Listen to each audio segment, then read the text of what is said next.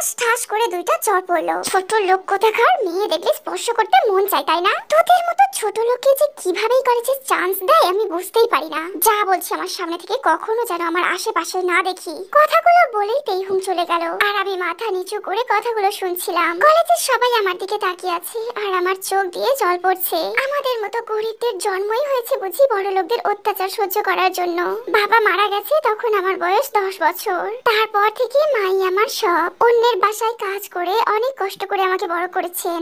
আর যে আমাকে থাপ্পড় মারলো সে হলো তেইহুং। সে হলো বড় লোক বাবার আদরের মেয়ে। তেইহুং আমাকে সহ্যই করতে পারে না, সব সময় আমাকে অপমান করে। শুধু তেইহুংই না, কলেজের কেউই আমার সাথে ভালো ব্যবহার করে না। তার কারণ হলো আমি গরিব, দামি কাপড় পরে কলেজে আসি না। এই কলেজের সবাই বড়লোক বাবার ছেলে মেয়ে, শুধু আমি ছাড়া। তাই হয়তো সবাই আমাকে অপমান করে। ক্লাসের পেছনের বেঞ্চে আমি বসে আছি, কারণ সামনের বেঞ্চে বসার অধিকার আমার নেই। আর তাছাড়া আমার সাথে কেউ বসেও না। কিছুক্ষণ পরেই স্যার ক্লাসে আসলো, পড়ানো শুরু করলো। হঠাৎ করেই তেইহুং দাঁড়িয়ে উঠে বলল, স্যার এই ছোট লোকটা আমায় প্রেমপত্র দিয়েছে। বলেই স্যারের কাছে একটা কাগজ দিল। স্যার আমার কাছে এসে একটা চড় মারলো। তোদের মতো বখাটে ছেলে কি করে এই কলেজে চান্স পায়? তোদের জন্য কলেজের মান সম্মান নষ্ট হয়। স্যার আমাকে কোনো কথা বলার সুযোগই দিল না। আসলে তেইহুং এর বাবা কলেজ কমিউনিটির সভাপতি, তাই স্যাররা সবাই তাকে ভালোই জানে। ক্লাস শেষ করে বাইরে যাচ্ছি, তখনই পেছন থেকে কেউ বলল, কিরে কেমন দিলাম? পেছনে তাকিয়ে দেখলাম কাই। কিরে তোকে বলেছিলাম না কলেজে না আসতে? দেখলি তো আমার কথা না শোনার ফল। আমার আর বুঝতে বাকি রইল না তেইহুংকে আমার নাম দিয়ে প্রেমপত্রটা কাই দিয়েছে। আমি আপনাদের কি ক্ষতি করেছি যে আপনারা সবাই আমার সাথে এমন করছেন? আমি তো আপনাদের সাথেই পড়ি, তাহলে তো আমি আপনাদের বন্ধু। বন্ধু না ছাই, তোর মতো ছোট লোক কখনো আমাদের বন্ধু হতে পারে না। আর কখনো আমাদের বন্ধু বলবি না, যা এখান থেকে। আমি মাথা নিচু করে চলে আসলাম। কলেজ শেষ করে বাসায় যাচ্ছি, তখন দেখলাম একদল ছেলে একটা মেয়েকে টিজ করছে। আর মেয়েটা কান্না করছে। ভাই মেয়েটাকে যেতে দিন। রাস্তাঘাটে মেয়েদের এভাবে বিরক্ত করা ঠিক না। তোর মা বোনদের তো করছি না, আর করলেই বা কি করতিস? তাছাড়া তোর বোনকে একদিন নিয়ে আসিস। আমার মাথায় রক্ত উঠে গেল।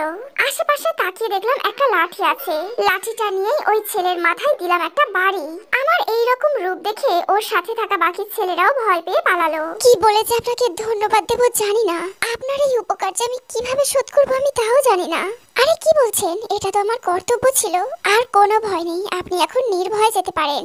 এই বলে ওখান থেকে চলে আসলাম। বাসায় এসে গোসল করে খেয়ে ঘুমিয়ে পড়লাম। ঘুম থেকে উঠে টিউশনিতে গেলাম। আসলে মাকে আর অন্যের বাসায় কাজ করতে দিই না। আমি টিউশনি করিয়ে নিজের খরচ চালাই, আর মাকেও সেখান থেকে টাকা পাঠাই। বিকাল থেকে রাত 10টা পর্যন্ত টিউশনি করাই, তারপর নিজে পড়ি। টিউশনি করিয়ে বাসায় আসলাম। তারপর মাকে ফোন দিলাম, মায়ের সাথে কথা বলে খেয়ে পড়তে বসলাম। পড়া শেষে আবারও ঘুমিয়ে পড়লাম। সকালে ঘুম থেকে উঠে তৈরি হয়ে কলেজে গেলাম। কলেজে ঢোকার পরই তো আমি অবাক। দেখি গতকালের সেই ছেলেটার মাথায় ব্যান্ডেজ করা, আর সাথে ওর বন্ধুরা, আর ওদের সামনে তেইহুং দাঁড়িয়ে আছে। সাথে তেইহুং এর হাতে একটা হক স্টিক। তেইহুং দৌড়ে এসে আমাকে এলো পাথারি মারতে শুরু করে। কুত্তার বাচ্চা, তোর সাহস কি করে হলো আমার ভাইকে মারার? তুই কোন সাহসে আমার ভাইয়ের গায়ে হাত তুললি? আপনার ভাই অন্যায় করেছে তাই মেরেছি। এই ছোট লোকের বাচ্চা, বড় লোকেরা কখনো অন্যায় কাজ করতে পারে না।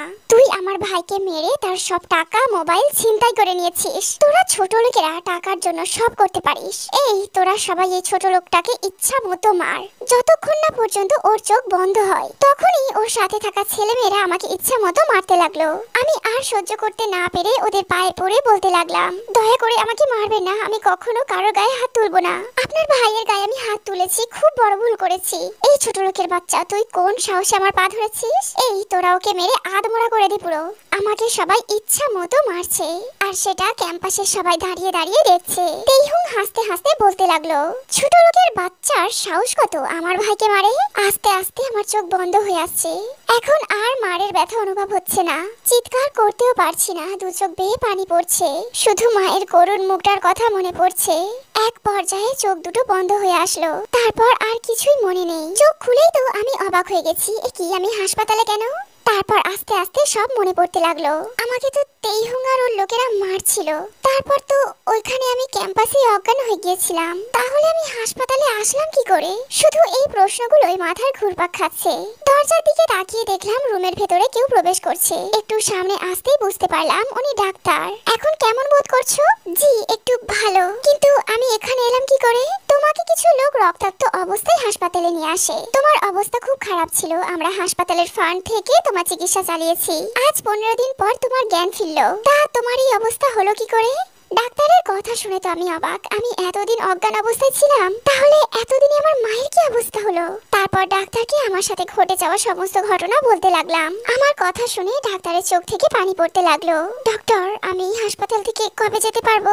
তোমাকে আরো 2 দিন এখানে থাকতে হবে, এখনো তুমি পুরোপুরি সুস্থ না। ঠিক আছে ডক্টর। 2 দিন পর আমাকে হাসপাতাল থেকে রিলিজ দিল। আজ 17 দিন পর বাইরের আলো বাতাস দেখলাম, খুব ভালো লাগছে। তখনই আমার সাথে ঘটে যাওয়া ঘটনাগুলো মনে হতে লাগলো। সেগুলো মনে পড়তেই আবার মনটা খারাপ হয়ে গেল। রাস্তা দিয়ে হাঁটছি, এমন সময় একটা চিন্তা মাথায় ঘুরপাক খাচ্ছে। জানি না আমার মা কি অবস্থায় আছে। আজ 17 দিন মায়ের সাথে কথা হয়নি, ফোনটাও আমার কাছে নাই। না জানি মা আমাকে নিয়ে কি দুশ্চিন্তায় আছে। এসব সব কিছু হয়েছে ওই তেইহংয়ের জন্য। ওকে আমি কোনোদিনও ক্ষমা করব না। এখন আমার মনে ওর জন্য যা আছে তা হলো পাহাড় সমান ঘৃণা। 4টা টিউশনি করাতাম, একে একে সব জায়গায় গেলাম। 2 জায়গায় যাওয়ার পর শুনলাম আমার বদলে অন্য লোক রেখেছে, কিন্তু আমাকে আগের মাসে টাকাটা দিয়ে দিল। বাকি 2 জায়গায় আছে, তারাও আগের মাসে টাকাটা দিয়ে দিল। তাদেরকে বলে আরো 2 দিনের ছুটি আনলাম। তারপর বাসার দিকে রওনা দিলাম। বাড়িওয়ালা আমার জায়গায় নতুন লোক রেখেছে। বাড়িওয়ালাকে আগের মাসে টাকা দিয়ে তার কাছ থেকে আমার মালপত্রগুলো নিয়ে আসলাম। অন্য আরেক জায়গায় কোনো রকমে একটা বাসার রুম ভাড়া করলাম। সব মালামালগুলো সেখানে রেখে মায়ের কাছে গ্রামের বাড়িতে রওনা দিলাম। মায়ের কাছে যাওয়ার পর দেখলাম মা আবারও মানুষের বাসায় কাজ করা শুরু করেছে। মা আমাকে দেখেই জড়িয়ে ধরে কান্না করতে লাগলো। তুই কেমন আছিস বাবা? এতদিন কই ছিলি তুই? আমি অ্যাক্সিডেন্ট করেছিলাম। মিথ্যে কথা বলেই তারপরের দিনই আমি শহরে নিয়ে আসলাম মাকে। 2 দিন ধরে বাসার জন্য প্রয়োজনীয় সব জিনিসপত্র কিনলাম।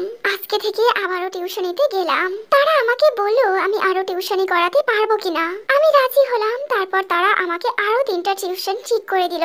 তারপর সেখান থেকে আসার সময় বাকি 3টা টিউশনির ঠিকানা নিয়ে আসলাম। ঠিকানা অনুযায়ী প্রত্যেকের বাড়িতে গেলাম। 2টা সকালে আর একটা রাতে পড়াবো বলে ঠিক করলাম। বাসায় এসে হাত মুখ ধুয়ে পড়তে বসলাম। কিছুক্ষণ পর আমি আর মা একসাথে বসে খাবার খেলাম। তারপর আরো কিছুক্ষণ পরে আমি ঘুমাতে গেলাম। অনেক সকালে ঘুম থেকে উঠে হাত মুখ ধুয়ে খেয়ে টিউশনিতে গেলাম। সেখান থেকে এসে কিছুক্ষণ খেয়ে কলেজে আসলাম। কলেজের গেট দিয়ে ঢুকে সামনে যাচ্ছি, আর সকল ছাত্রছাত্রী অবাক চোখে আমার দিকে চেয়ে আছে। তেইহুঙের চোখে চোখ পড়তে দেখলাম অবাক হয়ে আমার দিকে চেয়ে আছে। এই ছোট লোকের বাচ্চা, এত কিছু হওয়ার পরও তুই কলেজে এসেছিস? তোর কি লজ্জা শরম নাই? শোন, কালকে থেকে যেন তোকে এই কলেজে না দেখি, আর যদি দেখি তাহলে এমন মার মারবো উঠে দাঁড়াতে পারবি না। আমি তেইহুঙের পায়ে ধরে বলতে লাগলাম, দয়া করে আমার সাথে এমনটা করবেন না। আমি আর কখনো কারোর গায়ে হাত তুলবো না, কখনোই আপনাদের বিরক্ত করবো না, আপনাদের সামনেও কখনো পড়বো না। তারপরেও আমাকে এই কলেজ থেকে বের করে দিবেন না প্লিজ। আমাকে আমাকে আমার মায়ের স্বপ্ন পূরণ করতে হবে। তেইহুং আমার বুকে লাথি দিয়ে বলতে লাগলো, ছোট লোকের আবার স্বপ্ন? তোদের মতো ছোট লোকের কোনো স্বপ্ন থাকতে পারে না। তখনই তেইহুঙের এক বান্ধবী বলতে লাগলো, দোস্ত, আমাদের তো বিনোদনের জন্য কলেজে কাউকে দরকার, তাই না? ওকে দিয়ে সব কাজ করাবো আর বিনোদনও পাবো। তাই বলি কি, ওকে কলেজ থেকে বের করিস না। ঠিক বলেছিস, এই ছোট লোকটাকে কলেজ থেকে বের করা যাবে না। আজ থেকে ও হবে আমাদের কলেজের বিনোদনের মাধ্যম। এই ছোট লোকের বাচ্চা, তোকে এবারের মতো মাফ করলাম, আর কখনো যেন এই ভুল না হয়। আর আমরা যখন যা বলবো তখনই তোকে তাই করতে হবে, তবেই তুই এই কলেজে থাকতে পারবি। আপনারা যা বলবেন আমি তাই করব। তবুও আমাকে এই কলেজ থেকে বের করবেন না।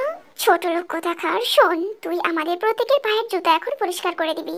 আমার 2 চোখ দিয়ে পানি পড়ছে, এছাড়া যে আমার কিছুই করার নেই। এই কলেজে থাকতে হলে তেইহুঙদের সব কথা মেনে চলতে হবে। তাই চুপচাপ সকলের জুতা পরিষ্কার করতে লাগলাম। তারপর ক্লাসে চলে আসলাম, পেছনের বেঞ্চে গিয়ে বসলাম। তখনই স্যার আমাকে দাঁড়াতে বললো আর বলতে লাগলো, এতদিন ক্লাসে আসোনি কেন জাঙ্কু? স্যার, একটু অসুস্থ ছিলাম। ও আচ্ছা, বসো। ক্লাস করে রুম থেকে যখনই বাইর হব তখনই কাই আমার সামনে এসে দাঁড়ালো আর বলতে লাগলো, এত কিছু হওয়ার পরও তুই কলেজে আসছিস? তোর তো মনে হয় কই মাছের প্রাণ। তা না হলে ওই দিন যা মার খেলি, তারপরে তো তোর বেঁচে থাকারই কথা না।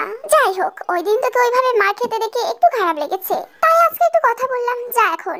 তারপর কলেজ থেকে বের হয়ে রাস্তায় হাঁটছি আর ভাবছি, একটা মেয়ে কি করে এতটা অহংকারী আর নির্দয়ী হতে পারে। তা আমি তেইহুঙকে না দেখলে বুঝতেই পারতাম না। একদিন ওকে আমার সাথে করা অন্যায়ের ফল পেতেই হবে। বাসায় আসার পরই মা জিজ্ঞাসা করলো, তোকে এমন দেখাচ্ছে কেন রে বাবা? তোর কি কিছু হয়েছে? না মা, আমার কিছুই হয়নি। তুমি অযথা আমাকে নিয়ে চিন্তা করো না। তোর খুব কষ্ট হয় তাই না রে বাবা? পড়ালেখার খরচ চালাস, আমার সংসারও চালাস। আমার কোনো কষ্ট হয় না, কারণ তুমি তো আমার সঙ্গে আছো মা। তুমি আর কখনো এমন কথা বলবে না। খুব খিদা লাগছে আমার, এখন কিছু খেতে দাও তো। তুই হাত মুখ ধুয়ে আয়, আমি এখনই তোকে খেতে দিচ্ছি বাবা। তারপর ফ্রেশ হয়ে খেয়ে দিয়ে ঘুমিয়ে পড়লাম। ঘুম থেকে উঠে টিউশনিতে গেলাম। টিউশনি করিয়ে রাস্তা দিয়ে হাঁটছি, তখনই দেখলাম বেঞ্চের উপর একটা মেয়ে মাথা নিচু করে বসে আছে। মেয়েটাকে কেমন জানি পরিচিত মনে হচ্ছিল, তাই কাছে গিয়ে জিজ্ঞাসা করলাম, কে আপনি? এই রাতে এখানে কি করেন? মেয়েটা আমার কথা শুনে লাফিয়ে উঠলো। ও ভাইয়া, আপনি? আরে এ তো সেই দিনের মেয়েটা যাকে আমি তেইহুঙের ভাইয়ের হাত থেকে বাঁচিয়েছিলাম। তুমি এত রাতে এখানে কি করো? বাসা কোথায় তোমার? আমার কোনো বাসা নেই ভাইয়া, আসলে আমি ছোট থাকতেই বাবা মা মারা যায়। তারপর থেকে চাচা চাচির কাছে আমি মানুষ হয়েছি। তারাও আমাকে ভালোবাসতো না, তারা শুধু আমাকে কাজের মেয়েই ভাবতো। বিনিময়ে শুধু খেতে দিত আর থাকতে দিত। অনেক কষ্ট করে এসএসসি পাশ করেছি, আর এখন টাকার লোভে এক গুন্ডা বদমাশের কাছে আমাকে বিয়ে দিতে চাই, তাই তাদের কাছ থেকে আমি পালিয়ে এসেছি ভাইয়া। মেয়েটির কথা শুনে আমার চোখ দিয়ে পানি বেরিয়ে পড়লো, তাই আমি মেয়েটিকে বললাম, চলো আমার সাথে। না ভাইয়া, আপনাকে আর কষ্ট করতে হবে না, এমনিতেই আপনি আমার জন্য অনেক করেছেন। জানি না তার ঋণ কখন আমি শোধ করতে পারবো কিনা, আপনি চলে যান। থাপ্পড় চেনো? তুমি আমাকে ভাইয়া বলেছো না? আজ থেকে তুমি আমার আপন ছোট বোন। আমার এই দুনিয়ায় মা ছাড়া আর কেউ নেই। এখন থেকে আমার একটা বোনও আছে, আর কখনো বলবে না যে তোমার কেউ নেই। মেয়েটি কাঁদতে কাঁদতে আমাকে জড়িয়ে ধরলো আর বলতে লাগলো, আজ থেকে তুমিই আমার ভাইয়া। আচ্ছা বোন, তোমার নাম কি? আমার নাম জিমিন। তারপর মেয়েটিকে নিয়ে বাসা দিকে রওনা হলাম। দরজায় নক করলাম, মা এসে দরজা খুলে দিয়েই তো অবাক হয়ে তাকিয়ে আছে। মেয়েটি কে বাবা? মা, ওর নাম জিমিন, আজ থেকেও আমাদের সাথে থাকবে। তারপর মেয়েটির সাথে ঘটে যাওয়া সবকিছু বললাম মাকে। মা এসে মেয়েটিকে জড়িয়ে ধরে বলতে লাগলো, আজ থেকে আমিই তোর মা। কি পারবি না আমাকে মা বলে ডাকতে? পারবো মা। তারপর জিমিনকে নিয়ে ভেতরে গেলাম। সবাই একসাথে খাওয়া দাওয়া করার পর জিমিনকে বললাম, জিমিন, তোকে কলেজে ভর্তি করিয়ে দিব। না ভাইয়া, দরকার নাই, তুমি অনেক কষ্ট করে লেখাপড়া করো, তারপর আবার সংসারের খরচও চালাও, তা নিয়ে তোকে ভাবতে হবে না। আমি যখন বলেছি তোকে ভর্তি করাবই। জিমিন মা, তুই চিন্তা করিস না, দেখবি সব ঠিক হয়ে যাবে। তারপর ঘুমাতে গেলাম। সকালে ঘুম থেকে উঠে ফ্রেশ হয়ে আবার টিউশনিতে গেলাম। টিউশন থেকে ফিরে জিমিনকে নিয়ে বাসা থেকে কাছেই একটা কলেজে ভর্তি করিয়ে দিলাম। আমার কলেজে ভর্তি করালাম না, কারণ আমি চাই না আমার মতো আমার বোনকেও ওরা অপমান করুক। আমি আমার কলেজে চলে গেলাম। গিয়ে দেখি সব ছাত্রছাত্রীরা ক্লাসে বসে আছে, আর তেইহুং তাদের সামনে দাঁড়িয়ে কি যেন বলছে। আমি পেছনে দরজা দিয়ে প্রবেশ করে পিছনের বেঞ্চে গিয়ে বসলাম। তখনই শুনতে পেলাম তেইহুং বলতে লাগলো, হ্যালো বন্ধুরা, আজকে আমার জন্মদিন, তাই আজকে সন্ধ্যায় আমি আমার বাড়িতে পার্টির আয়োজন করেছি। তোমরা সকলে অবশ্যই উপস্থিত থাকবে। এই বলে তেইহুং ক্লাস থেকে চলে গেল। ক্লাস করে বাসায় আসলাম। গিয়ে দেখি জিমিনও এসে পড়েছে। কেমন লাগলো বোন প্রথম দিন কলেজে? খুবই ভালো, ক্লাসের সবাই অনেক ভালো, সহজে সবার সাথে মিশতে পেরেছি। ভালো। তারপর হাত মুখ ধুয়ে সবাই একসাথে খেতে বসলাম। খাওয়ার পর একটু বিশ্রাম নিয়ে বিকালে টিউশনিতে গেলাম। আজকে পার্টি খুব জাঁকজমক হবে। আজকে অনেক মজা করব আমরা। তাই এখানে সবাই উপস্থিত হয়েছে তো? হ্যাঁ তেইহুং, সবাই এসেছে, শুধু ওই ছোট লোকটা ছাড়া। ভালোই হয়েছে ও আসে নাই, আসলে তো আনন্দটাই মাটি হয়ে যেত। ওকে, তোরা সবাই অপেক্ষা কর, আমি বাবার ভাইয়াকে নিয়ে আসছি, তারপর কেকটা কাটবো। বাবার কাছে গিয়ে দেখি বাবা তার ব্যবসায়িক পার্টনারদের সাথে কথা বলছে। তাড়াতাড়ি আসো বাবা, কেক কাটার সময় হয়ে গেছে। আর ভাইয়া কোথায়? এই তো মামুনি আসছে, তোমার ভাইয়া তার বন্ধুদের সাথে কথা বলছে। তারপর বাবা আর ভাইয়াকে নিয়ে কেক কাটতে গেলাম। কেক কাটার পর প্রথমে বাবা, তারপর ভাইয়াকে খাইয়ে দিলাম। তোমরা আনন্দ ফুর্তি করো, আমরা আসছি। এই বলে বাবা আর ভাইয়া চলে গেল। তারপর আমি আমার ফ্রেন্ডদের সাথে অনেক আনন্দ ফুর্তি করলাম, হালকা ড্রিঙ্কও করলাম, অনেক মজা করলাম সবার সাথে। সবাইকে বিদায় দিয়ে আমার রুমের দিকে যেতে লাগলাম। হালকা ড্রিঙ্ক করেছি তো, তাই তাড়াতাড়ি পার্টিটা শেষ করলাম। যখনই রুমে ঢুকতে যাব, তখনই একটা বন্ধ রুমে অনেক মানুষের কথাবার্তা শুনতে পেলাম।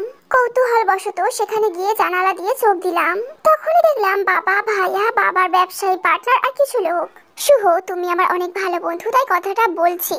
তোমার ওই মেয়ের জন্যই কিন্তু তুমি একদিন বিপদে পড়বে। আর কতদিন ওকে রাখবে এভাবে? ও যদি থাকে তাহলে একদিন তুমি শেষ হয়ে যাবে। আঙ্কেল ঠিকই বলেছে বাবা, এবার ওর কিছু একটা করতে হবে। ওর বাবা আর আমি খুব ভালো বন্ধু ছিলাম। আমি ওর বাবার ম্যানেজার ছিলাম। ওর বাবা মাকে একসাথে গাড়ি অ্যাক্সিডেন্ট করিয়ে খুন করি। ভাগ্যক্রমে তেইহুং বেঁচে যায়, তখন ও খুব ছোট ছিল। তারপর ওকে যখন খুন করতে যাব, তখনই আমাদের ব্যবসায়িক উকিল এসে আমাকে বলল, ওর বাবা নাকি ওর যত সম্পত্তি সবকিছু তেইহুং এর নামে করে দিয়েছে। আর যতদিন না পর্যন্ত ওর বয়স 20 বছর হবে, ততদিন পর্যন্ত ও সম্পত্তির মালিক হতে পারবে না। যদি তার আগে ওর কিছু হয়ে যেত তাহলে সমস্ত সম্পত্তি ট্রাস্টে চলে যেত। তাই জন্যই তো ওকে এতদিন বাঁচিয়ে রেখেছি। ওকে এমন ভাবে বড় করেছি যাতে কখনো কোনো মানুষের মায়ায় না পড়ে। ওকে মানুষকে ঘৃণা করতে শিখিয়েছি। ওকে একজন অহংকারী হিসেবে তৈরি করেছি। ওর এক মামা থাকে এই শহরে, আরএম। সেও অনেক বড় লোক, কিন্তু তারা জানে ওই দিন তেইহুংও অ্যাক্সিডেন্টে মারা গেছে। বাবা, তারা যদি জানেও তাতেও বাকি, তারা তো ওকে চিনতে পারবে না। এখন ওর ঘাড়ের জন্ম দাগ দেখে চিনতে পারবে। আর আজকে ওর 20 বছর পূর্ণ হয়েছে। তাই রাতে ওকে দিয়ে দলিলের সাইন করিয়ে ওকে ঘুমের মধ্যে মেরে ফেলবো। তাহলেই আমাদের আর কোনো ভয় থাকবে না। এই কথা শোনা মুহূর্তের মধ্যেই আমার নেশা কেটে গেল। যাদেরকে এতদিন বাবার ভাই জেনে এসেছি তারা আমার আসল বাবা মায়ের খুনি। আমি এতদিন একটা খুনিকে আমার বাবা জেনে এসেছি। না, আমাকে ভেঙে পড়লে হবে না। আমি আমার বাবা মায়ের খুনিকে শাস্তি দেবই। ওই খুনির জন্য আমি মানুষের উপর অনেক অত্যাচার করেছি। ওদের করা পাপের শাস্তি ওদের দিতে হবে। এতক্ষণ করা ভিডিওগুলো এখন মামার কাছে নিয়ে যেতেই হবে।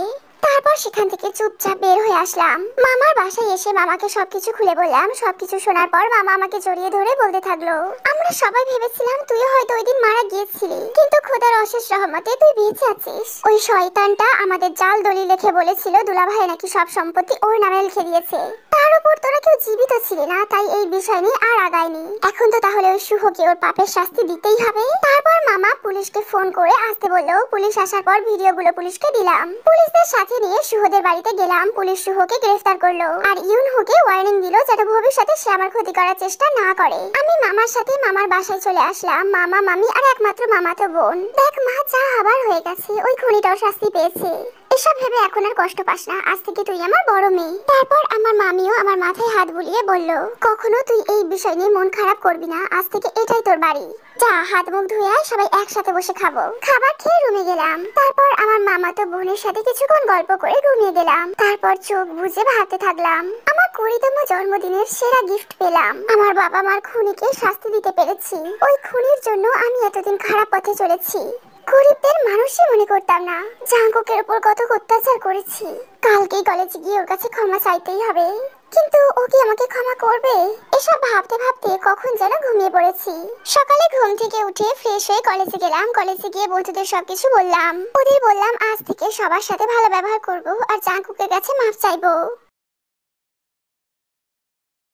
সকালে টিউশনি করিয়ে বাসায় আসলাম। খাওয়ার পরে আমি আর জিমিন একসাথে বের হলাম। জিমিনকে ওর কলেজে নামিয়ে দিয়ে আমি আমার কলেজে চলে আসলাম। গেট দিয়ে ঢুকে ক্লাসের দিকে যাচ্ছি, তখনই জাঙ্কুক, এই জাঙ্কুক দাঁড়াও। মনে হলো কেউ আমাকে যেন ডাকলো, কিন্তু আমাকে তো কলেজে সবাই ছোট লোক বলেই ডাকে। না, হয়তো তাহলে অন্য কাউকে ডাকছে। এই ভেবে হাঁটতে লাগলাম। তারপর আবারও, এই জাঙ্কুক দাঁড়াও, একবার আমার কথাটা শোনো প্লিজ। পেছনে তাকাতেই আমি অবাক, দেখি তেইহুং আমাকে ডাকছে, আবার দৌড়ে আমার দিকে আসছে। জাঙ্কুক, আমাকে মাফ করে দাও। জানি তোমার সাথে যা করেছি তা ক্ষমার অযোগ্য, তারপরও আমাকে সবকিছুর জন্য ক্ষমা করে দাও। আরে কি করছেন? বড় লোকেরা কখনো ছোট লোকদের কাছে ক্ষমা চায় না। দয়া করে আমাকে এইবারের মতো মাফ করে দাও। আর কখনো তোমার সাথে খারাপ ব্যবহার করব না, এমনকি আর কারোর সাথে খারাপ ব্যবহার করব না। ম্যাডাম, আপনি কেন আমার কাছে মাফ চাইছেন? ছোট লোকের কখনো রাগ করার অধিকার থাকে না। আমাদের জন্মই হয়েছে সব অত্যাচার সহ্য করার জন্য। আপনাকে মাফ চাইতে হবে না, আমি কিছুই মনে করিনি। আমি মানছি আমি যা করেছি তা অন্যায়। দয়া করে আমাকে শেষবারের মতো মাফ করে দাও। আপনাকে আর মাফ চাইতে হবে না, আমি ক্ষমা করে দিয়েছি। সত্যি? তাহলে আজকে থেকে আমরা বন্ধু? মাফ করবেন, আমি আপনার সাথে বন্ধুত্ব করতে পারবো না। শুধু আপনার সাথেই না, আমি কারোর সাথেই বন্ধুত্ব করতে পারবো না। তার মানে তুমি আমাকে মাফ করোনি, তাই তো? আপনি যা খুশি ভাবতে পারেন, কিন্তু আমি বন্ধুত্ব করতে পারবো না। কেন পারবেন আমার সাথে বন্ধুত্ব করতে? আমি এই বিষয়ে আপনার সাথে আর কোনো কথা বলতে চাইছি না, মাফ করবেন। আমি ক্লাসে গেলাম। তোমার পিছু তো আমি ছাড়ছি না। যখন বলেছি তোমার সাথে বন্ধুত্ব করব, তাহলে করেই ছাড়বো। ক্লাস করে বাইরে বের হলাম, তখনই আবারও তেইহুং আসলো। দয়া করে আমাকে মাফ করে দাও, প্রয়োজন আমি তোমার পায়ে পড়ছি, তাও আমাকে মাফ করে দাও প্লিজ জাঙ্কুক। আরে কি করছেন? আমার মতো ছোট লোকের পা আপনি কেন ধরবেন? আমার সাথে কথা বললে আপনার বন্ধুরা আপনাকে নিয়ে হাসাহাসি করবে। তেইহুং কান্না করতে করতে সেখান থেকে চলে গেল। আমি কলেজ থেকে বের হয়ে জিমিনদের কলেজে গেলাম। তারপর তাকে নিয়ে বাসায় গেলাম। রাতে টিউশনি শেষে রাস্তা দিয়ে হাঁটছি, তখনই কোথা থেকে যেন কোনো মেয়ের চিৎকারের শব্দ পেলাম। একটু এদিক ওদিক তাকিয়ে দেখলাম চিৎকারটা একটা গলির ভেতর থেকে আসছে। সেখানে গিয়ে দেখলাম গলির ভেতরে একটা বাড়ি থেকে কোন একটা মেয়ে চিৎকার করছে। বাড়ির ভেতরে গিয়ে দেখলাম কতগুলো ছেলে একটা মেয়েকে জোর জবরদস্তি করছে। কি হচ্ছে কি এখানে? তারপরে ছেলেগুলো মেয়েটাকে ছেড়ে আমার দিকে তাকালো। তাদের ভেতর থেকে একটা ছেলেকে দেখি আমি অবাক হয়ে গেলাম, কারণ সেই ছেলেটি অন্য কেউ না, তেইহুং এর ভাই। আর মেয়েটি হলো তেইহুং। হয়তো ইউনহো তার বাবার প্রতিশোধ নেওয়ার জন্য তেইহুং এর সাথে এমনটা করছে। কি রে তুই এখানে? ওই দিন তোর জন্য ওই মেয়েটার সাথে কিচ্ছুই করতে পারি নাই, আর তেইহুং কিছু না জেনেই তোকে মেরেছিল। তুই এখন আমাদের সাথে যোগ দে, ওর উপর প্রতিশোধ নে। তেইহুং আমার দিকে অসহায় দৃষ্টিতে চেয়ে আছে। জানি না আমার এখন কি করা উচিত, যার জন্য তেইহুং আমাকে মৃত্যুর মুখে ঠেলে দিয়েছিল, আর আজ সেই তাকে নষ্ট করতে চাইছে। এটা ঠিক যে আমি তেইহুংকে অনেক ঘৃণা করি, কিন্তু আজ যদি তেইহুং এর জায়গায় আমার বোন হতো তাহলে। কি রে এত কি ভাবছিস? তুই আমাদের সাথে আয়, অনেক মজা পাবি। বাইরে এসে একটা লাঠি নিয়ে ইউনহুর মাথায় মারলাম, তারপর সেই বাড়ি নিয়ে আরেকজনের মাথায় আঘাত করলাম। বাকিরা সবাই ভয় পেয়ে চলে গেল। তেইহুং ওর মামাকে ফোন করলো, ওর মামা পুলিশ নিয়ে আসলো। তেইহুং এখনো অনেক ভয় পেয়ে আছে। পুলিশ তাদেরকে গ্রেফতার করলো। কি রে তেইহুং মা, ঠিক আছিস তো? তেইহুং কিছু বলছে না, শুধু কাঁপছে। তেইহুং এর মামা আমার কাছে এসে বলতে লাগলো, তুমি আমাদের অনেক উপকার করলে। কি বলে যে তোমাকে ধন্যবাদ দিব জানি না। ধন্যবাদ দিতে হবে না, আমি যা করেছি সেটা আমার দায়িত্ব ছিল। সে এখনো ভয়ের মধ্যে আছে, আপনি তাকে নিয়ে বাসায় যান। তারপর সেখান থেকে বাসায় আসলাম। বাসায় আসার পর মা আমাকে জিজ্ঞাসা করলো, আজকে তোর এত দেরি হলো কেন রে বাবা? মাকে সবকিছু খুলে বললাম। ভালো করেছিস বাবা। তা মেয়েটি এখন ঠিক আছে তো? হ্যাঁ, ওকে ওর মামা নিয়ে গেছে। তারপর খেয়ে পড়তে বসলাম, পড়ার পর ঘুমাতে গেলাম। আমি এখনো ভয়ের ভেতরেই আছি। আজকে যদি জাঙ্কুক না আসতো তাহলে হয়তো আমাকে ওরা মেরেই ফেলতো। এত কিছু হবার পরও জাঙ্কুক আমাকে বাঁচিয়েছে। ও খুব ভালো একটা ছেলে। কালকেই ওকে ভালোবাসার কথা বলবো ভেবেছিলাম। প্রথমে ওর সাথে বন্ধুত্ব করব, আর তারপর ওকে আমার মনের কথাটা বলবো, কিন্তু সে তো বন্ধুত্ব করতেই রাজি না। সকালে কলেজে গিয়ে জাঙ্কুকের জন্য অপেক্ষা করতে লাগলাম। ওই তো জাঙ্কুক আসছে। জাঙ্কুক দাঁড়াও, বলুন কি বলবেন? জাঙ্কুক দয়া করে আগে সবকিছুর জন্য আমাকে মাফ করে দাও। আর তোমাকে অনেক ধন্যবাদ। জানি না তুমি না থাকলে আমার কি হতো। ধন্যবাদ দিতে হবে না, আপনার জায়গায় অন্য কোনো মেয়ে থাকলে আমি তাই করতাম। আর বললাম তো আপনাকে আমি মাফ করে দিয়েছি, গেলাম আমি। জাঙ্কুক শোনো। বলেন। আমি তোমাকে ভালোবাসি। কি বলছেন সব? আপনি ঠিক আছেন তো? হ্যাঁ আমি ঠিক আছি, আর আমি যা বলছি তা ভেবে চিন্তেই বলছি। তোমার কথা ভাবতে ভাবতে কখন যে তোমাকে ভালোবেসে ফেলেছি তা নিজেও জানি না। প্লিজ আগের সবকিছুর জন্য আমাকে মাফ করে দাও, আর কখনো তোমাকে কষ্ট দেব না। কি বলছেন কি আপনি? এটা যে আপনার ভালোবাসা না, এটা হলো আপনার মোহ। মোহ কেটে গেলে ভালোবাসা আর থাকবে না। এটা মোহ না, আমি তোমাকে সত্যি ভালোবাসি জাঙ্কু। মাফ করবেন, আপনার এই ফালতু কথা শোনার সময় আমার কাছে নেই। সেখান থেকে চলে আসলাম, আর তেইহুং দাঁড়িয়ে দাঁড়িয়ে কান্না করছে। আমি তার সম্মান বাঁচিয়েছি, তাই হয়তো সেই মোহে পড়ে আমাকে এসব বলছে। বড় লোকের মেয়েকে বিশ্বাস নেই, তারা যে কোনো সময় রং পাল্টাতে পারে। এভাবেই চলছিল। তেইহুং আমাকে প্রতিদিন এভাবে ভালোবাসি বলে বিরক্ত করে। এভাবেই 10 দিন কেটে গেল। একদিন কলেজে তেইহুং আমাকে বলল, তুমি আমাকে ভালোবাসো কিনা বলো। আপনাকে কতবার বলবো আমি আপনাকে ভালোবাসি না। এটা আপনার একটা মোহ, কিছুদিন পর এমনিতেই আপনি ভুলে যাবেন। তোমাকে কতবার বলবো এটা আমার মোহ না। আমি তোমাকে ছাড়া কিছুই ভাবতে পারছি না। আমি তোমাকে অনেক ভালোবাসি জাঙ্কু, কিন্তু আমি বাসি না। তাহলে কি করলে তুমি ভালোবাসবে বলো? আপনার কিছুই করা লাগবে না, আমি আপনাকে ভালোবাসতে পারবো না। ঠিক আছে, তো তুমি আমাকে ভালোবাসবে না, তাহলে এই জীবন রেখে আমার লাভ কি? আমি যা করেছি তা হয়তো মাফ পাওয়ার অযোগ্য। কথাটা বলেই তেইহুং ছুরি দিয়ে নিজের হাতটা কেটে ফেললো। পাগল হয়ে গেছেন? এভাবে কেউ নিজের হাত কাটে? কি করব বলো, তোমাকে যে অনেক ভালোবেসে ফেলেছি। আর কিছু বলতে পারলো না, তার আগে অজ্ঞান হয়ে গেল। তারপর সবাই মিলে ওকে হাসপাতালে নিয়ে গেল। ডাক্তার ওকে অপারেশন থিয়েটারে নিয়ে গেছে। তখন তেইহুং এর ফ্রেন্ড লিসা আমাকে বলতে লাগলো, তেইহুং তোমাকে সত্যি অনেক ভালোবাসে। তুমি তো জানো ও কি অবস্থায় বেড়ে উঠেছিল। ওকে সব সময় খারাপ শিক্ষা দেওয়া হয়েছিল, তাই ও ওই রকম হয়ে গিয়েছিল। কিন্তু বিশ্বাস করো, ও সত্যিই তোমাকে অনেক ভালোবাসে। আমি কিচ্ছু বললাম না, চুপ করেছিলাম আর ভাবতে থাকলাম। আসলেই তো লিসা যা বলছে সবই ঠিক। ও ছোটবেলা থেকেই খারাপ শিক্ষা পেয়ে এসেছে, তাই হয়তো অহংকারী হয়ে গিয়েছিল। এরই মধ্যে ডক্টর এসে বলল, রোগী এখন বিপদ মুক্ত, তবে আর কিছুক্ষণ পর আনলে বিপদ হতে পারত। 4 থেকে 5 ঘন্টা পরে রোগীর জ্ঞান ফিরবে। লিসা তেইহুং এর মামাকে ফোন করে হাসপাতালে আসতে বলল, আর তাদেরকে সবকিছু খুলে বলল। তেইহুং এর মামা আমার কাছে এসে বলল, আমি তোমার আর তেইহুং এর ব্যাপারে সবকিছুই জানি। ও প্রতিদিন তোমার কথা বলে। ও না বুঝে তোমার সাথে অনেক অন্যায় করে ফেলেছে। দয়া করে ওকে মাফ করে দাও। ও তোমাকে না পেলে বাঁচবে না। আমি মনে মনে ভাবতে থাকলাম, না, তেইহুংকে আর কষ্ট দেওয়া যাবে না। এখন থেকে ওকে সব সময় ভালো রাখার চেষ্টা করব। মাকে ফোন করে বললাম, আমার একটা বন্ধু হাসপাতালে, তাই রাতে আমি হাসপাতালেই থাকবো। রোগীর জ্ঞান ফিরেছে, আপনারা তার সাথে দেখা করতে পারেন। তেইহুং এর মামা মামি তেইহুং এর কেবিনে গেল, আর আমি বাইরেই দাঁড়িয়ে রইলাম। কেমন আছিস মা? এরকম কেন করতে গেলি? যদি তোর কিছু হয়ে যেত। মামা, আমি জাঙ্কুককে ছাড়া বাঁচবো না। কাঁদিস না মা, জাঙ্কুকও হাসপাতালে আছে, ওকে তোর কাছে পাঠাচ্ছি। জাঙ্কুক বাবা, তোমার সাথে ও কথা বলতে চাইছে, তুমি একটু ওর সাথে কথা বলে এসো না। আমি তেইহুং এর কেবিনে ঢুকে তেইহুং এর পাশে বসলাম। জাঙ্কুক, আমাকে মাফ করে দাও। আমি তোমাকে অনেক ভালোবাসি। তোমাকে ছাড়া থাকতে পারবো না আমি। তোমাকে মাফ চাইতে হবে না, এখন থেকে তোমাকে আর কোনো কষ্ট দেব না আমি। সাথে সাথে তেইহুং আমাকে জড়িয়ে ধরে বলল, আমাকে শুধু তোমার ওই বুকে একটুখানি জায়গা দিও। তুমি যদি কখনো আমাকে ছেড়ে যাও তাহলে আমি বাঁচতেই পারবো না। চুপ তেইহুং, আর কখনো এরকম কথা বলবে না। আমি কখনো তোমাকে ছাড়বো না। আজ 2 দিন পর তেইহুংকে হাসপাতাল থেকে রিলিজ দিয়েছে। এই 2 দিন সব সময় তেইহুংয়ের সাথেই থাকতে হয়েছে। তেইহুংকে ওর বাসায় নিয়ে গেলাম। এখানে থেকে যাও না, আমি তোমাকে ছাড়া এক মুহূর্তও থাকতে পারবো না। এত চিন্তা করো না তো, আর আমি তো কোথাও চলে যাচ্ছি না। ঠিক আছে, তাহলে কালকে কলেজে দেখা হবে। কি বলছো, তুমি এই অবস্থায় কলেজে যাবে? হ্যাঁ, তো আমি তো পুরোপুরি সুস্থ হয়ে গেছি। কালকে কলেজে যেতে হবে না, তুমি এখনো অসুস্থ। তুমি আমাকে একটু ভালোবাসো না। আচ্ছা ঠিক আছে, কালকে তোমার সাথে ঘুরবো। এবার হ্যাপি? অনেক হ্যাপি। তারপর সেখান থেকে বাসায় চলে আসলাম। বাসায় এসে মাকে সবকিছু বললাম। মেয়েটাকে আর কষ্ট দিস না, মেয়েটা মনে হয় সত্যিই তোকে অনেক ভালোবাসে। তারপর খেয়ে দিয়ে ঘুমিয়ে পড়লাম। পরের দিন জিমিনকে ওর কলেজে নামিয়ে দিয়ে আমিও কলেজে চলে এলাম। কলেজে আসার সাথে সাথে তেইহুং আমার কাছে আসলো। ওর ব্যাগ থেকে টিস্যু বের করে আমার মুখের ঘাম মুছে দিচ্ছে। কি করছো, সবাই দেখছে তো? তেইহুং কোনো কথা বলবে না, চুপচাপ দাঁড়িয়ে থাকো তো।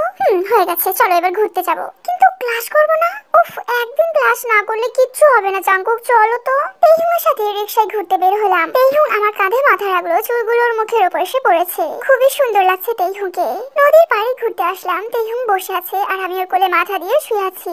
তেইহুং কথা বলছে আর আমি নির্বাক শ্রোতার মতো ওর দিকেই তাকিয়ে আছি। খুব সুন্দর কিছু মুহূর্ত কাটছিল দুজনের। তেইহুংকে ওর বাসায় নামিয়ে দিয়ে আমি জিমিনকে নিয়ে বাসায় চলে আসলাম। রাতে খেয়ে দিয়ে ঘুমাতে গেলাম, তখনই দেখলাম তেইহুং কল করেছে। কি করো? এই তো একটা পাগলের সাথে কথা বলি। তুমি কি করছো?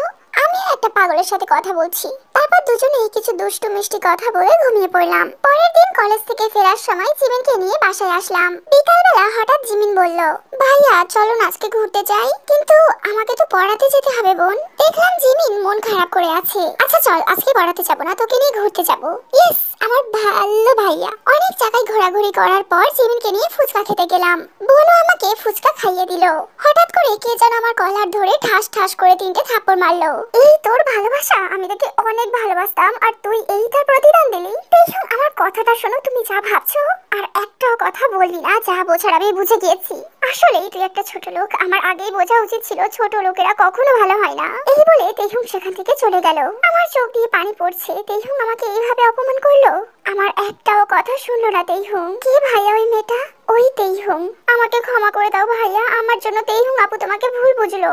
তুই কেন মাপ চাইছিস? তেইহুং তো আমার একটাও কথা শুনলো না, সবই আমার কপাল। রাতে ঘুমানোর সময় বারবার তেইহুং এর কথা মনে পড়ছে। তেইহুং আমাকে একটা বারের জন্য বিশ্বাস করলো না। ও কিভাবে পারলো ওইভাবে অপমান করতে? সকালে টিউশনিতে গেলাম, বাসায় এসে জিমিনকে কলেজে দিয়ে আসলাম। আমি আর কলেজে গেলাম না। আজকে কলেজে আসতেই চাইছিলাম না, কিন্তু আমার মামা তো বোনটা জোর করে আসতে বললো। জাঙ্কুক কিভাবে পারলো আমাকে ধোঁকা দিতে? ওকে তো আমি অনেক ভালোবেসেছিলাম, নিজেকে শেষ করে দিতে চেয়েছিলাম, কিন্তু মামার জন্য পারিনি। আজকে কলেজ থেকে তাড়াতাড়ি বের হলাম, বাসার দিকে যাচ্ছি। তখনই ওই দিনে জাঙ্কুকের সাথে সেই মেয়েটা ছিল, তাকে দেখলাম। তাড়াতাড়ি গাড়ি থামিয়ে মেয়েটার কাছে গেলাম। তুমি একা দাঁড়িয়ে আছো যে, তোমার বিএফ কোথায় গেল? চুপ করুন, সে আমার ভাইয়া হয়। রাস্তা থেকে তুলে এনে সে আমাকে বোনের পরিচয় দিয়েছে। আপনার ভাগ্য ভালো যে আমার ভাই আপনাকে ভালোবেসেছিল, আর আপনি তো আমার ভাইয়াকে অনেক ভালোবাসতেন, তাই না? এই আপনার ভালোবাসা? আপনার ভালোবাসায় কোনো বিশ্বাসই ছিল না। এই বলে মেয়েটা চলে গেল আর আমি ওখানেই বসে পড়লাম। চোখ দিয়ে পানি পড়ছে। আমি কেন জাঙ্কুকে বিশ্বাস করলাম না? কেন আমি তখন ওর একটাও কথা শুনলাম না? ও কি আমাকে মাফ করবে? আমি তো ওকে ছাড়া বাঁচতেই পারবো না। কোনো রকমে বাসায় গেলাম। বাসায় গিয়ে জাঙ্কুকে ফোন করলাম। কয়েকবার ফোন করার পরেই ধরলো। জাঙ্কু প্লিজ একটাবার আমার সাথে দেখা করো। কেন? একবার অপমান করে স্বাদ মেটেনি, আবার অপমান করতে চাইছেন? জাঙ্কুক প্লিজ একবার দেখা করো। তুমি যদি আজকে বিকালে নদীর পাড়ে না আসো, তাহলে কিন্তু আমি কিছু একটা করে বসবো। ছোট লোকের জন্য আপনাকে কিচ্ছু করতে হবে না, আমি আসবো। এই বলেই আমি ফোনটা কেটে দিলাম। বিকালে নদীর পাড়ে গেলাম। আমার থেকে আগেই তেইহুং এসে বসে আছে। আমি যাওয়ার সাথে সাথে তেইহুং আমার পা ধরে বলতে লাগলো, জাঙ্কুক আমাকে মাফ করে দাও, আমি কখনো তোমাকে অবিশ্বাস করবো না, বিশ্বাস করো। আসলে তখন আমার মাথা ঠিক ছিল না, আমাকে মাফ করে দাও প্লিজ। আরে আপনি ছোট লোকের পা ধরছেন কেন? পা ছাড়ুন। আর আপনি ঠিকই বলেছিলেন, আপনার সাথে আমার যায় না। কোথায় আপনি আর কোথায় আমি? আর আপনি যদি আমাকে সত্যি ভালোবেসে থাকেন, তাহলে নিজের কোনো ক্ষতি করবেন না। এই কথা বলেই চলে আসলাম। জাঙ্কুক চলে যাচ্ছে, আমার দিকে একবারও ফিরে তাকালো না। বাসায় গিয়ে মামাকে বললাম, মামা আমি জাঙ্কুকে ছাড়া বাঁচবো না, তুমি ওকে আমার কাছে নিয়ে আসো। কি হয়েছে তেইহুং, মামাকে বল। মামাকে সবকিছু খুলে বললাম। চিন্তা করিস না, আমি দেখছি কি করা যায়। তারপর মামা কলেজে ফোন করে জাঙ্কুকের ঠিকানা নিল। ঠিকানা অনুযায়ী সেখানে গেলাম। বাসায় জাঙ্কুক ছিল না। মামা জাঙ্কুকের মাকে সবকিছু খুলে বলল। মা আমি জাঙ্কুকে ছাড়া বাঁচবো না। কেঁদো না মা, জাঙ্কুকের সাথে তোমার বিয়ে হবে। রাতে টিউশনি থেকে আসার পরই মা আমাকে বলল একটা জায়গায় যেতে হবে। মা আর জিমিন আমাকে নিয়ে একটা বড় বাড়ির ভেতরে প্রবেশ করছে। দেখলাম বাড়িটা বিয়ে বাড়ির মতো করে সাজানো। আমি মাকে বললাম, মা আমরা এখানে এলাম কেন? কারণ আজকে তোর বিয়ে। মানে শোন, তুই যদি বিয়ে না করিস আমার মরা মুখ দেখবি। তারপর মা আমার হাতে একটা শেরওয়ানি দিয়ে এটা পরে আসতে বললো। কাজে বিয়ে পড়ানো শুরু করেছে। আমি চিন্তা করছি তেইহুম যদি বিয়ের কথা শুনে তাহলে তো আত্মহত্যা করবে। এতটাই চিন্তিত ছিলাম যে কোনের নামটা পর্যন্ত শুনলাম না। কবুল বলার সময় তেইহুমের মুখটা ভেসে আসছিল। তখনই মায়ের কথাটা মনে পড়লো। অনিচ্ছা সত্ত্বেও কবুলটা বলে দিলাম। পায়চারি করছি তখনই ছোট বোন এসে বাসর ঘরে যেতে বললো। অনিচ্ছা সত্ত্বেও যেতে হলো। গিয়ে দেখি লাল শাড়ি পরা একটা মেয়ে বসে আছে। আমি যাওয়ার সাথে সাথে মেয়েটি সালাম করতে এগিয়ে এলো। না না, সালাম করার দরকার নেই। তখনই মেয়েটা ঘোমটা সরালো। আমি তো অবাক হয়ে তাকিয়ে আছি, কারণ মেয়েটি হলো তেইহুম। এসবের মানে কি? তোমার মা আর বোনের সাথে প্ল্যান করেছে এগুলো। এখন তো আমি তোমার বউ, তাই এখন চাইলে তুমি আমাকে ছেড়ে যেতে পারবে না, কিন্তু আমি তোমাকে মেনে নিতে পারবো না। সাথে সাথে তেইহুম একটা ছুরি বের করে বলল, তুমি যদি আমাকে মেনে না নাও তাহলে আমি কিন্তু আত্মহত্যা করব। বলার সাথে সাথেই তেইহুমকে একটা থাপ্পড় মারলাম। তেইহুম আমাকে জড়িয়ে ধরে কাঁদতে কাঁদতে বলল, মারো আমাকে, আরো মারো, তারপর আমাকে ছেড়ে যেও না জাঙ্কু। আর কখনো এমন কথা বলবে না। তুমি না থাকলে আমার কি হবে? জানো আমি কতটা কষ্ট পেয়েছি? শুধু মায়ের জন্যই বিয়েটা করেছি। আর কখনো তোমাকে কষ্ট দেব না। এখন থেকে তোমাকে অনেক আদর করব। তাই নাকি? তাহলে তো লাইটটা অফ করতে হচ্ছে। তারপরেই দুজনে হারিয়ে গেলাম ভালোবাসার অসীম সাগরে।